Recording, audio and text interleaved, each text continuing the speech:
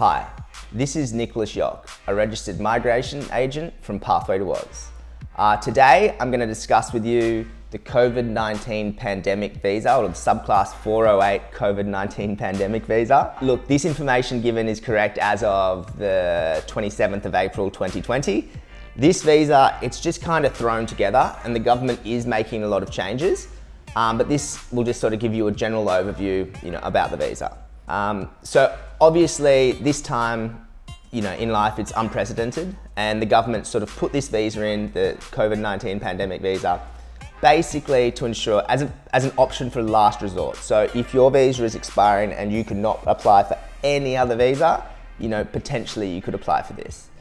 The idea of this visa is that, you can't go home, maybe travel's cancelled or whatever it is. And also the government, needs workers in critical sectors such as agriculture, aged care, healthcare, etc. So, they've created this to sort of fill those gaps. So do you get work rights with this visa?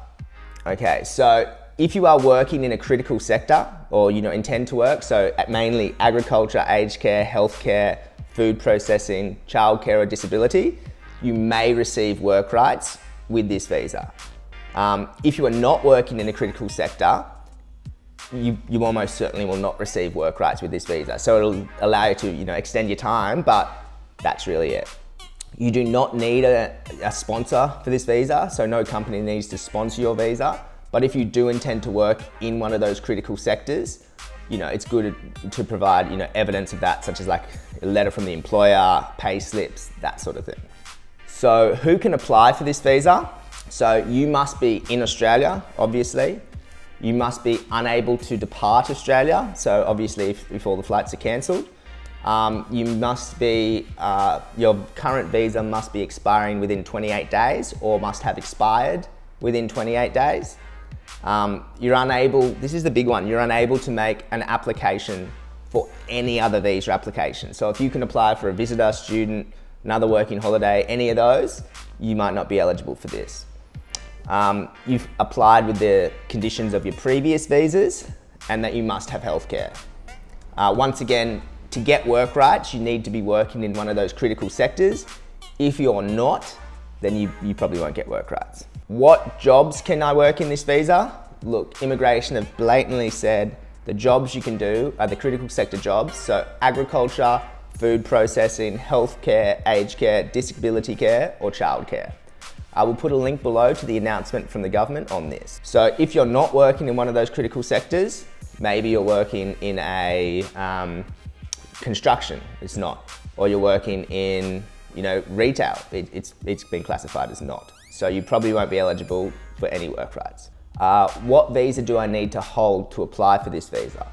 Well, the government hasn't specifically sort of come out and said which visa you need to hold, which means, you could pretty much apply on most visas. So if you're a working holiday visa holder, another temporary visa holder, an employer-sponsored visa holder, or something like that, you might be able to apply for this.